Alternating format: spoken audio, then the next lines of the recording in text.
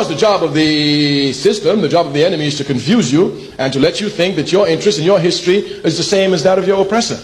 As a matter of fact, the job of the master is to convince the slave that the master is really concerned about the interests of the slave. And if the master doesn't do well, the slave will be in trouble. Any slave who believes that he has the same interests as a master will pick cotton at night. All slaves must understand that their interests are diametrically opposed to the interests of the master. Not only are they diametrically opposed, they are antagonisms to each other.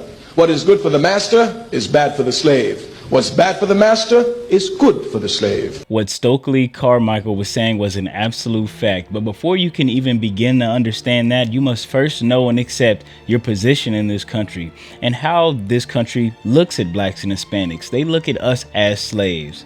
But once you can understand and accept that reality, then you can see the world in all of its trueness. You can see that there's no amount of shucking, bootlicking, or coonery that you can do to change your state in this place, because whatever you do to profit your slave master will be against you. You vote for Donald Trump, congratulations. He's going to now unlawfully or lawfully throw you and your relatives out of this country, or in the countries you've never been to or never heard of. Congratulations.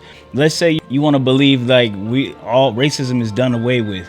Well, on every night on the nightly news, you will see innocent men and women, grandmas and children slain by the police and not go to jail. You'll see children disappear with groups of white people and nobody investigates it, and you'll see people hanging themselves and the police will call it a suicide even though their hands are tied behind their back. That will only confuse people who don't understand what Stokely Carmichael is saying right here.